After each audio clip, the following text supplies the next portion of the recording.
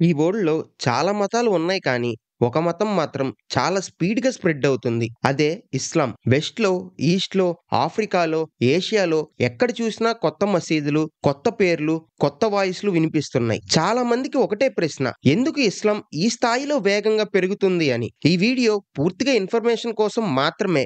ఎవరిపైనా ద్వేషం, మత వివాదం లేదా హేట్ స్ప్రెడ్ చేయాలని ఉద్దేశం కాదు. 1970లో సుమారు 580 మిలియన్ల ముస్లింలు ఉన్నారు. కానీ 2025 నాటికి ఈ సంఖ్య 1.9 బిలియన్‌కు చేరింది. అంటే కేవలం 50 ఏళ్లలో 3 రెట్లు పెరిగింది. అంటే ప్రపంచ జనాభాలో సుమారు 26% ముస్లింలే. 2050 నాటికి ఇది 31% అవుతుంది. ముందుగా మనం బర్త్ రేట్స్ గురించి మాట్లాడుకుందాం. మిగిలిన మతాల్లో పోలిస్తే ముస్లింలో బర్త్ రేట్ చాలా ఎక్కువగా ఉంది. ప్రస్తుతం ముస్లిం ఫెర్టిలిటీ రేట్ సగటున 2.9 చిల్డ్రన్ పర్ వుమెన్ ఉంది. క్రిస్టియానిటీలో 2.3, హిందూ కమ్యూనిటీలో 2.1 మరియు సెక్యులర్ లేదా నాన్ రిలీజియన్ గ్రూప్స్‌లో కేవలం 1.6 మాత్రమే ఉంది. అంటే ముస్లిం కుటుంబాలు నేచురల్ గా ఎక్కువ పిల్లలను కలిగి ఉంటాయి. ఇది స్ట్రైట్ గా ఇస్లాం కమ్యూనిటీ గ్రోత్ కి కారణమవుతుంది. కానీ ఇది కేవలం నెంబర్ల కథ కాదు. ఒక ముస్లిం కుటుంబంలో పిల్లలు రిస్క్, అంటే అల్లా ఇచ్చిన ఆశీర్వాదం అని భావిస్తారు. ముస్లింలకు ఇది మతపరమైన నమ్మకం కూడా. ఖురాన్‌లో సూరహ్ అల్ ఇస్రా 31వ వర్స్‌లో అల్లా చెప్తాడు, మీ పిల్లలను పేదరికం భయంతో చంపవద్దు, మేము వారికి రిస్క్ ఇస్తామని. ఈ లైన్ చాలా మందికి ఒక మెంటల్ కాన్ఫిడెన్స్ ఇస్తుంది. ఈ మైండ్ సెట్ వలన Saudi Arabia, Nigeria, Pakistan, Indonesia, Bangladesh వంటి దేశాలలో ముస్లిం జనాభా చాలా ఫాస్ట్ గా పెరుగుతుంది. ఉదాహరణకి పాకిస్తాన్లో 2025 నాటికి ఫెర్టిలిటీ రేట్ 3.3 ఉంది. నైజీరియాలో 5.2. ఈ రెండు దేశాలు మాత్రమే 2100 నాటికి ప్రపంచ ముస్లిం జనాభాలో 25% కవర్ చేస్తాయి. ఇంకో ఆసక్తికరమైన విషయం యంగ్ పాపులేషన్. ముస్లిం కమ్యూనిటీలో 60% మంది 30 ఇయర్స్ లోపు ఉన్న వాళ్ళే. అంటే వారు ఇప్పుడే ఫ్యామిలీ స్టార్ట్ చేస్తున్నారు. అంటే రానున్న 20-30 సంవత్సరాలలో ఇంకా ఎక్కువ బర్త్స్ జరుగుతాయి. ఈ యూత్ బేస్ వలన గ్రోత్ ఆగే ఛాన్స్ చాలా తక్కువ.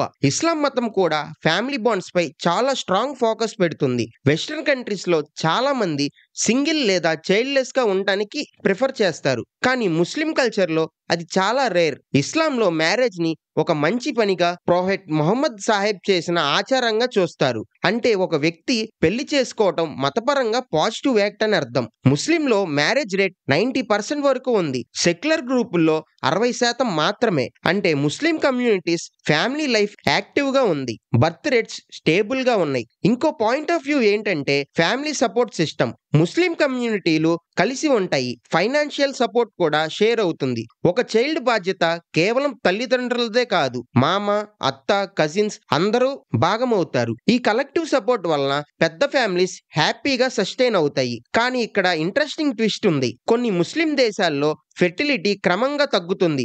ఉదాహరణకు ఇరాన్, టర్కీ మరియు ఇండోనేషియాలో. కానీ ఆ తగ్గుదల కూడా మోడరేట్ గా మాత్రమే. గ్లోబల్ ముస్లిం ఫెర్టిలిటీ 2.9 నుంచి 2050కి 2.6కి వస్తుంది. అయినా సరే ఇది క్రిస్టియన్ రేట్ కంటే ఎక్కువగానే ఉంటుంది. అంటే even if decline happens, growth momentum stop అవ్వదు. ఇంకో layer second generation growth. Europe, America వంటి దేశాలలో ముస్లిం ఇమిగ్రెంట్ ఫ్యామిలీస్ మొదట మైగ్రేట్ అయిన తరువాత వారి పిల్లలు, అంటే సెకండ్ జనరేషన్, ఎక్కువగా పెళ్లి చేసుకుని సెటిల్ అవుతున్నారు. ఫ్రాన్స్, యూకే, జర్మనీ, స్వీడన్ లో ముస్లిం పాపులేషన్ ప్రతి 15 ఏళ్లకు డబుల్ అవుతుంది. 2050 నాటికి యూరప్ లో 10 నుండి 14% పాపులేషన్ ముస్లింలే ఉంటారు. చాలా మంది యంగ్ ముస్లిమ్స్ లో ఉమ్మా అనే గ్లోబల్ ఫీలింగ్ ఉంటుంది. అంటే ఎక్కడ ఉన్నా ఒక కమ్యూనిటీగా కనెక్ట్ అవ్వడం. వారు తమ పిల్లలకు కూడా అదే విలువలు నేర్పిస్తారు. ఇది అంతా చూస్తే ఇస్లాం పెరుగుదలలో బర్త్ రేట్ కేవలం ఒక నెంబర్ కాదు, అది వాళ్ళ సంస్కృతిలో భాగం అనిపిస్తుంది. ఒక విధంగా చెప్పాలంటే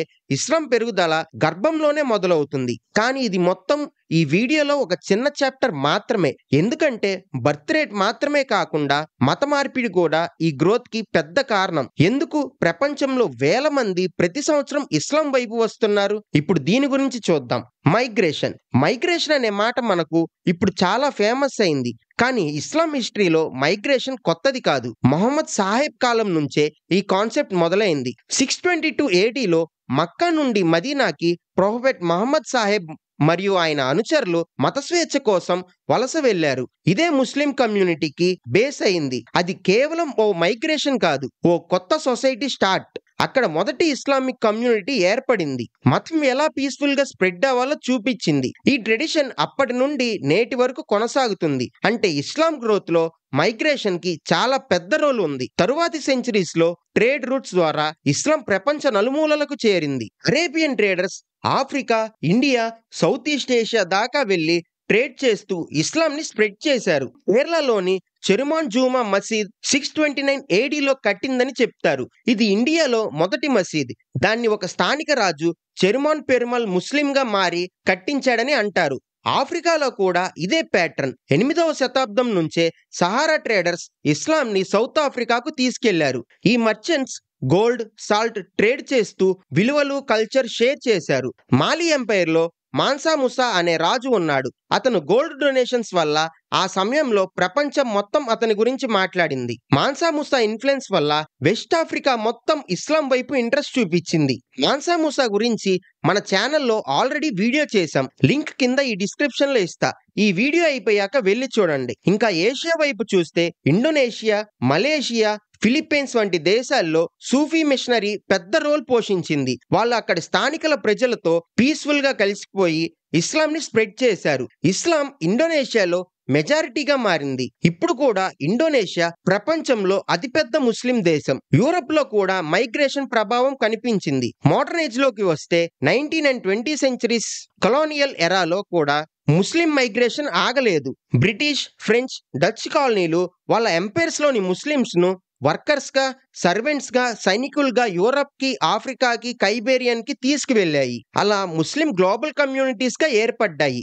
ఈ మైగ్రేషన్ కేవలం లేబర్ నే కాదు, ఇస్లాం గ్రోత్ ని కూడా హెల్ప్ అయ్యింది. ఇప్పుడు 21st సెంచరీలోకి వస్తే ఇస్లాం గ్లోబల్ స్ప్రెడ్ మైగ్రేషన్ ద్వారానే ఇంకా వేగంగా జరుగుతుంది. 2024లో దాదాపు 85 మిలియన్ ముస్లింలు తమ జన్మస్థలానికి దూరంగా వేరే దేశాల్లో జీవిస్తున్నారు.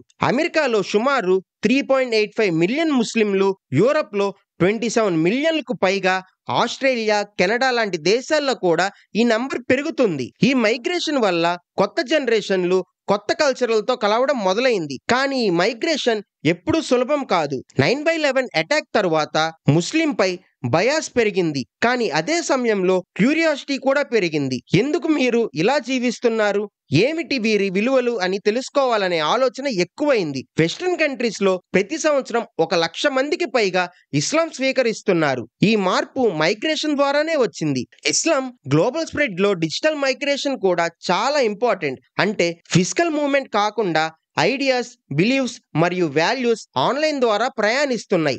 యూట్యూబ్, టిక్ టాక్, ఇన్స్టాగ్రామ్ లో Muslim creators, scholars, revert stories million views అందుకుంటున్నాయి. కానీ ఈ కథ ఇక్కడతో ఎండ్ అవదు. ఎందుకంటే మైగ్రేషన్ వల్ల మాత్రమే స్ప్రెడ్ అయిందంటే అది హాఫ్ ట్రూత్ అవుతుంది. ఈ గ్రోత్ కి ఇంకో డీపర్ లేయర్ ఉంది. అంటే ముస్లిం యొక్క సోషల్ పవర్. ఇది ఎలా సొసైటీని ఎమోషనల్లీ బ్లైండ్ చేస్తుందో, ఏ వాల్యూస్ వల్ల అది ఒక కమ్యూనిటీగా నిలబడగలిగిందో మనం ఇప్పుడు చూద్దాం. ఇస్లాం గురించి మాట్లాడితే చాలా మంది మొదటి ఆలోచించే విషయం ఇది ఎలా ఇంత యూనిటీతో ఉంటుంది అని. ఎందుకంటే ప్రపంచంలో ఎక్కడ ముస్లింలు ఉన్నా వాళ్ళు ఒక కైండ్ ఆఫ్ ఎమోషనల్ బాండ్ కనిపిస్తుంది. లాంగ్వేజ్, రీజియన్, కలర్, కంట్రీ వేర్వేరు అయినా వాళ్ళు ఒక కమ్యూనిటీలా యాక్ట్ చేస్తారు. అదే ఇస్లాం యొక్క సోషల్ అండ్ కల్చరల్ పవర్. మొదట సోషల్ కల్చర్ గురించి మాట్లాడుకుందాం. ఇస్లాంలో ఉమ్మా అనే కాన్సెప్ట్ చాలా ముఖ్యమైనది. అది వరల్డ్ వైడ్ బ్రదర్హుడ్. అంటే ఇస్లాం ఒక పెద్ద కుటుంబం. ఒకరు సఫరింగ్ లో ఉన్న మరో దేశంలోని ముస్లిం కూడా అది ఫీల్ అవుతాడు. ఫర్ ఎగ్జాంపుల్, ఇరాన్ లో ఆర్ ఇరాక్ లో ఏదైనా జరుగుతుంటే అమెరికా లేదా ఇండియాలో ఉన్న ముస్లిం కూడా మెంటల్లీ కనెక్ట్ అవుతాడు. అదే ఉమ్మా. ఇప్పటి వరకు మనం ఇస్లాం వెనుక ఉన్న birth rates, migration, social values గురించి చూసాం. కానీ ఇంకో సైడ్ ఉంది. అది చాలా మంది ఇగ్నోర్ చేసే హిస్టారికల్ రియాలిటీ. ఇప్పుడు అదే చూద్దాం. అన్ని మార్పులు పీస్ఫుల్ గా జరిగాయా అంటే కాదు. ఇస్లాం స్ప్రెడ్ లో కొన్ని ప్రాంతాల్లో forced conversions, political pressure role కూడా ఉన్నాయనే చరిత్ర మనకు చెప్తుంది. ఇది రిలీజియన్ మీద జడ్జ్ చేయడానికి కాదు, కానీ హిస్టరీని ప్యూర్ ఫ్యాక్ట్ గా అర్థం చేసుకోవడానికి. ఇస్లాం మొదటి శతాబ్దంలోనే అరేబియా బయటకు విస్తరించింది. ప్రొఫెట్ ముహమ్మద్ సాహెబ్ మరణం తరువాత ఖలీఫల సంవత్సరాల పాలనలో అరబ్ సైన్యాలు Syria, Egypt, Iran, Iraq, north Africa వరకు విస్తరించాయి. ఈ యుద్ధాలు రిలీజియన్ పేరు మీద కాకపోయినా ఫలితంగా రిలీజియస్ కన్వర్షన్స్ పెరిగాయి. 7వ శతాబ్దం నుంచి 10వ శతాబ్దం వరకు ముస్లిం ఎంపైర్లు ఎన్నో నాన్ ముస్లిం ప్రాంతాలను జయించాయి. ఈ ఎక్స్పాన్షన్ లో పీపుల్ కి 2 ఆప్షన్సే ఇచ్చారు: ఇస్లాం అంగీకరించు లేదా ట్యాక్స్ చెల్లించు అని. దీనిని జిజియా ట్యాక్స్ అంటారు. జిజియా అంటే నాన్ ముస్లింలపై వేసిన ప్రత్యేక ట్యాక్స్. ఆ ట్యాక్స్ చెల్లించని వారు కొన్ని సందర్భాలలో ప్రెషర్ ఎదుర్కొన్నారు. ఫర్ ఎగ్జాంపుల్ 8వ శతాబ్దంలో ఈజిప్ట్, ఇరాక్ మరియు ఇరాన్ ప్రాంతాలలో అనేక క్రిస్టియన్, సొరాస్ట్రియన్ కమ్యూనిటీలు ఈ పన్ను కారణంగా కన్వర్ట్ అయ్యారు. ఇండియాలో కూడా ఈ ప్యాటర్న్ కనిపిస్తుంది. 8వ శతాబ్దంలో సింధుపై మొహమ్మద్ బిన్ కాసిం దాడి చేసినప్పుడు స్థానిక బౌద్ధ, హిందూ ప్రజలు కొంతమంది ఇస్లాం అంగీకరించారు. ఆ సమయంలో హిందూ కింగ్ దాహర్ ఓడిపోయిన తరువాత ఆ ప్రాంతం ముస్లిం పాలనలోకి వచ్చింది. తరువాత గజని, ఢిల్లీ సుల్తాన్, మొఘల్ కాలంలో కూడా ఇలాంటివి కొనసాగాయి. సిక్కులు, రాజ్పుట్స్ హిందూ రాజ్యాలు ఎదిరించిన చోట ఈ ఒత్తిడి ఎక్కువ కనిపించింది. సౌత్ ఏషియా మాత్రమే కాదు, నార్త్ ఆఫ్రికాలో కూడా ఇదే పరిస్థితి.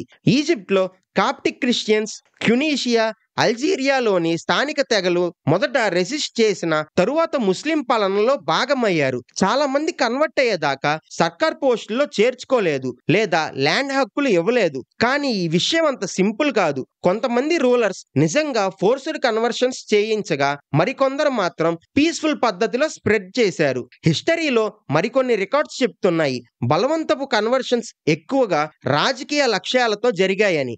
ఇలాంటి పరిస్థితుల్లో ఫోర్స్డ్ కన్వర్షన్స్ అంటే గొంతు మీద కత్తి పెట్టి మార్చడం అనే కాదు. కొన్నిసార్లు జీవన సౌకర్యం, సోషల్ యాక్సెప్టెన్స్, ట్యాక్సెస్ ఇవన్నీ కలిపి ఫోర్సింగ్ లా పనిచేశాయి. ఫర్ ఎగ్జాంపుల్, ఒక హిందూ రైతు తన పిల్లలకు సేఫ్ లైఫ్ కావాలనుకున్నప్పుడు ఇస్లాం అంగీకరించడం సింపుల్ సొల్యూషన్ గా అయ్యింది. అదే సమయంలో కొన్ని ప్రాంతాల్లో కన్వర్షన్ కి మరో కారణం ఉంది: రిలీజియన్ యూనిటీ. కొత్తగా ఏర్పడిన ముస్లిం సామ్రాజ్యాలలో లీడర్స్ ఒకే నమ్మకంతో ఉన్న ప్రజలతో ఉండటం ఇష్టపడేవారు.